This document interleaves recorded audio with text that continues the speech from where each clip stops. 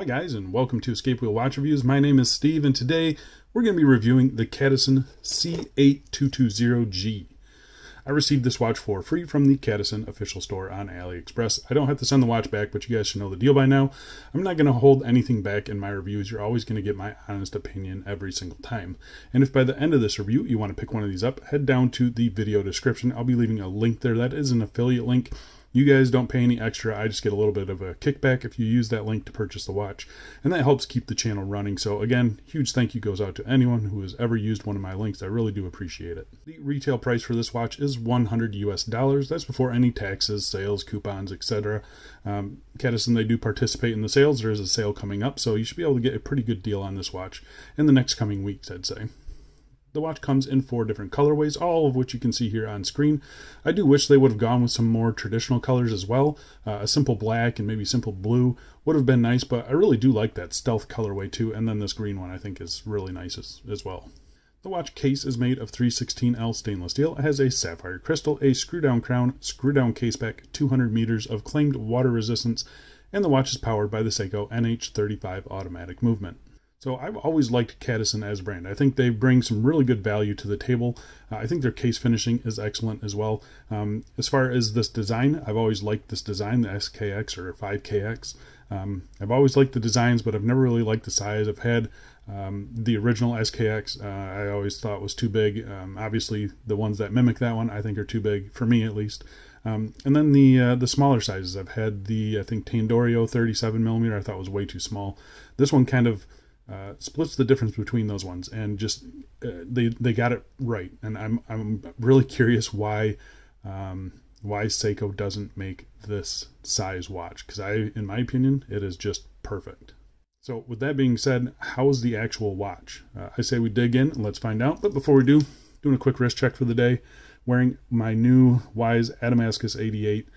This thing is absolutely stunning. That dial color does not show up on camera, so I'm not really sure what I'm going to do about that. But yeah, review for this one will be coming soon. This thing is absolutely stunning, though. All right, first things first, we will get to the dimensions. We've got a case diameter of 40.1 millimeters, thickness of 12.4 millimeters, got 20 millimeter lug width, lug tip to lug tip of 46.1 millimeters, and sized up for my 7.5 inch wrist. With 3 links removed, weighs bang on 131 grams. So like I mentioned earlier, I think they just nailed it. You know, this is a full 2 millimeters smaller than the original, and I think about 1 millimeter shorter lug to lug. So it does have a slightly longer in proportion lugs, but it's still 46 millimeters. It's very manageable, perfect 20 millimeter lug width as well. I always thought the 22 millimeters was too big. So yeah, they just kind of nailed this one for me. 12.5 millimeters thick as well. So it's a good millimeter or so thinner than the original and all the other homages out there. So yeah, I think, like I said, they just kind of nailed this size for me. And I think a lot of other people are going to appreciate this size as well. So yeah, I like the way that it wears. I'm going to go outside right now and throw it on my wrist for you. And here we are on my 7.5 inch wrist, and as you can see, I mean, that short compact lug to lug really keeps this thing manageable. I think it wears great. I love the size on this thing.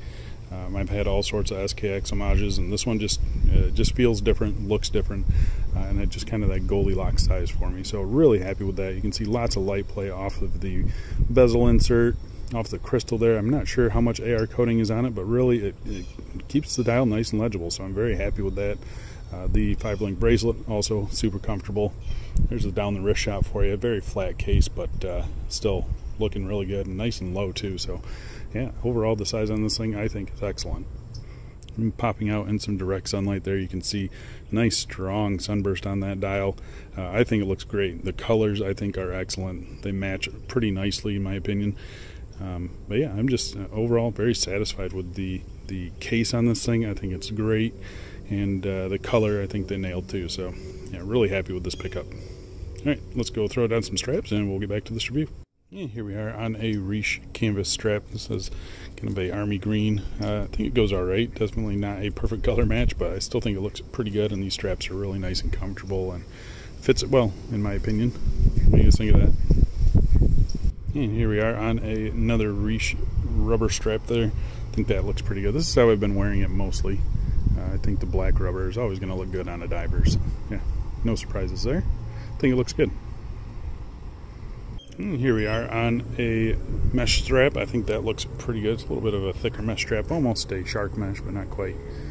But yeah, I do think that looks pretty good.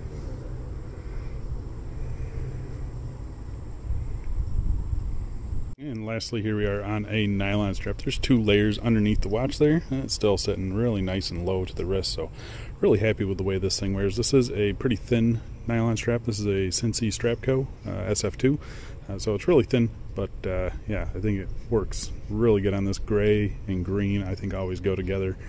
But yeah, let me know what you guys think about that one. All right, let's go back inside and let's get back to this review. Alright, so let's talk about the case finishing on this thing. So if you noticed in my last Cadisen review, I said that they have excellent case finishing at the price point, and it holds true to this one as well.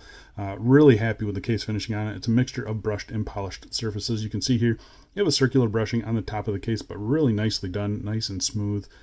Very happy with that. Case sides are fully polished. It's a nice rounded case profile there, so you get a lot of light play as well. Flipping it to the other side here, you do have a signed crown. You got your polished crown guards as well. Really, again, really nicely done. We'll talk about that crown in a little bit. It's a little hard to access, but yeah, I do like the case finishing itself. You can see the transitions from the brush to polished surfaces. I mean, that's a tough transition to get because it's not a really sharp corner, and they just nailed it. I mean, again, this is right up there with like a San Martin as far as the case transitions go. I'm, again, really impressed with the case finishing on this watch. I think it's excellent. Flipping it to the case back here, you can see you have a screw down case back. It's simply brushed in all areas. You do have this kind of coin edge. I really wish they wouldn't have done that. I don't like these case backs. I have the tools to get them, but not everybody does. So yeah, just I wish they would have just put the simple notches in there. Everyone appreciates that. No one really likes these case backs. So other than that, though, really happy with it. Nice and soft on all these bottom edges. It's a very comfortable watch to wear, and again, I think the case finishing is just top notch for this price. Alright, so let's talk about the bezel on this thing. First things first, we'll talk about the bezel insert. The bezel insert is a ceramic insert there. You can see all the engravings nicely filled with white paint that's non-luminous. There's no lume on the bezel insert, which is a little bit of a bummer. They could have at least lumed the triangle there, but they didn't lume anything. So missed opportunity there, in my opinion. I do think the color of the bezel is nicely done, and I do think the engraving and the paint filling, it's all really nice and crisp. So as far as that goes, the quality there is great. I do wish they would have just either fully loomed this thing or at least loomed that triangle there at the 12. The bezel itself, stainless steel, fully polished. You can see you kind of have these double grips here. Plenty of grip on it. I think it could be a little bit better because it's all polished, but I have no issues with it. The resistance is low enough where I'm not really feeling the need for more grip.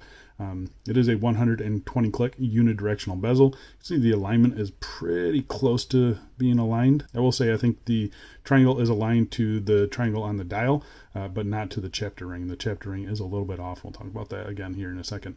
But 120 clicks, you can see there's just a little bit of play in this bezel. Hopefully you guys can see that. So yeah, it does have just a little bit of play, but the clicks are nice and loud, nice and smooth. I'd say a consistent resistance all the way around. I've had no issues with that. I do have this thing get knocked out of alignment sometimes, so yeah, I think the resistance could be a little bit higher, but for the most part, it's not too bad. There is play up and down this way as well as, you know, if I'm trying to spin it, there's play. And when I press on it, there is just a teeny tiny bit of play there. So there's a little bit of play in the bezel. It's not horrible, but yeah, there is definitely some play in that bezel. All right, so let's talk about the crystal. First things first, we'll test it for sapphire. We have a sapphire crystal. The Cyclops is mineral. So we have a dead flat piece of sapphire crystal with a mineral Cyclops on it. There's plenty of anti-reflective coating on the Cyclops. I think it keeps it nice and clean. It's nice and it's applied nice and straight as well. Pretty happy with that. I know some people don't like the Cyclops. I don't mind it. You can take these things off pretty easy. There's plenty of tutorials online, so if you don't like that, you can get it off pretty easily, I think. But the crystal itself, it does have anti-reflective coating on it. I think it does a really good job keeping the dial nice and clear. There's a very slight blue hint to it, but it's very, very subtle. It doesn't bother me at all. And, you know, flat sapphires, they don't need a whole lot of AR anyway. And, you know, the fact that they put some on there, Yeah, I'm really happy with the crystal on this thing. I've got zero issues with it. All right, so let's talk about the dial on this thing. So the dial on this particular model is really nicely done. It's a very, very bright green, kind of emerald green, beautiful sunburst. I hope you guys saw that in the outdoor shots. Trying to get a little bit of it there, but it's a really nice, strong sunburst. I think it looks excellent. It looks really, really good. You have your color match chapter ring there, and like I mentioned, I believe that chapter ring is off. You can see, if looking down the dial here, you can see it does look right at that 12 o'clock. It's just off to the left just a little bit, just a hair, but it's like that pretty much everywhere. Every single location I feel like is off just a little bit. So their alignment, I think, is, you know, paying homage to Seiko. They can never get these things aligned, so it's not just Seiko, I guess. But yeah, really happy with the color match on it. I think it looks good. The applied indices, really nicely done. Very happy with those. I think they look excellent. I'm happy that they went with applied and they didn't go with just printed. It looks really good. The handset that they used on it, nice and big and bold, very SKX style. You either love them or you hate them. You know, I don't mind them at all. And you know, they're very simple, nicely polished, no facets or anything like that, but really nicely done. You have this fully painted white second hand here sweeping around with the lollipop on the counterbalance there, and that's a black from the pinion on back. Yeah, I think it looks good. Got no issues with that. The Cadisen logo there at the 12 o'clock, it always kind of throws me off. I know it's centered on the dial, but the little design there above the eye is never aligned with the 12 o'clock, and that kind of bothers me. And then you got your recursive automatic down there at the 6 o'clock position. Everything is done pretty nicely. Simple date window cutout here. Doesn't need to be fancy. Everything is aligned in there nicely as well. The lume during the day is a nice white color. It matches pretty darn good in my opinion. The lume during the night, it's okay. I'm going to pop up a lume shot here. You can see it against a couple other watches in the collection. They list it as BGW9, but I can tell you it's not BGW9. It's kind of that dark blue lume that Pagani uses. They luckily put on a lot of it. The application isn't quite even, so it is a little splotchy here and there, but it does last pretty good for what it is. It's not obviously BGW9. It's not going to last like BGW9, but you can see here against a couple other watches that it does pretty good. I can still read this thing in the middle of the night, so as far as that goes, it is pretty good. But yeah, it just kind of fades quickly and doesn't have that kind of bright, crisp blue that you get from BGW9. So the fact that they're calling it BGW9, I don't think they're using it. That's a little misleading in my opinion, but yeah, the lume is decent on this watch. All right, so let's talk about the movement and the crown on this thing. So the movement is the Seiko NH35, if you guys don't know it. I'm kind of sick of talking about these things, but they are robust, they're reliable, they're accurate. Here's how this one has been running for me. Can't really complain about that. Nice strong beat error as well. So yeah, very happy with the accuracy on this model.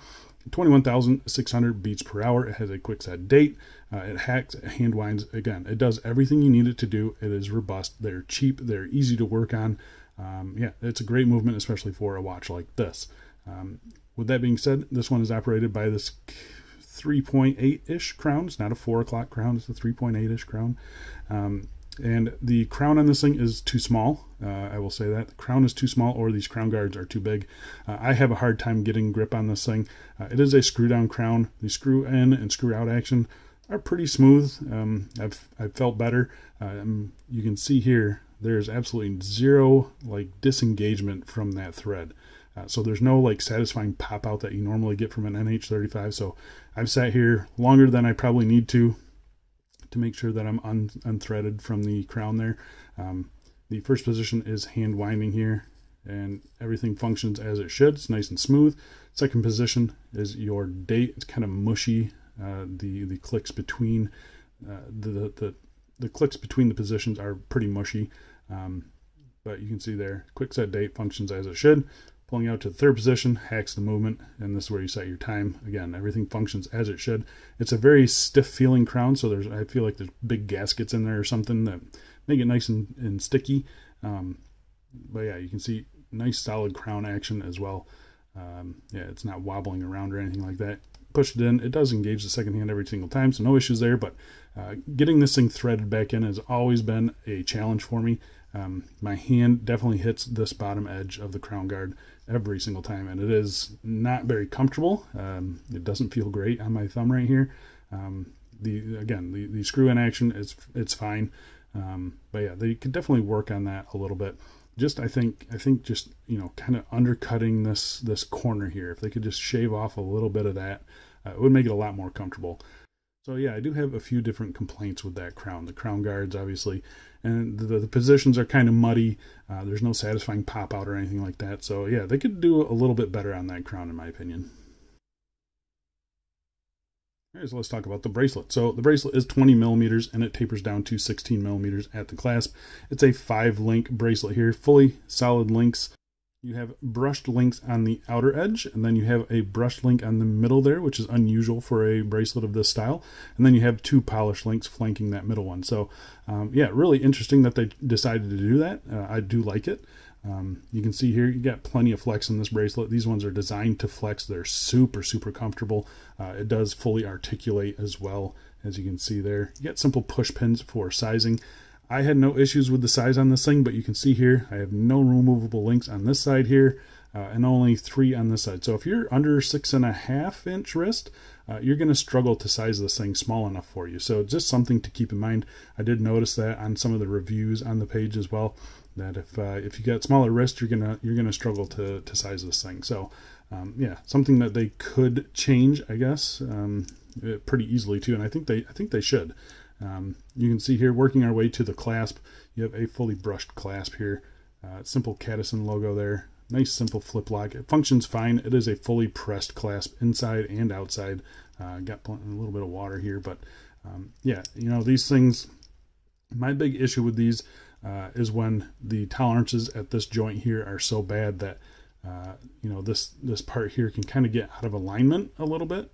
This one, I've had no issues with that. It's solid enough. So yeah, I think it gets a pass. Obviously, I would like a fully milled inside, but you know, these pressed clasps, they're nice and low profile, and they're very comfortable. So I don't really have any issues with them as long as they're a decent pressed clasp, and this one does seem to be pretty decent. So yeah, pretty happy with that. No sharp edges or anything. 3 levels of micro adjust. There's no on the fly clasp or anything like that.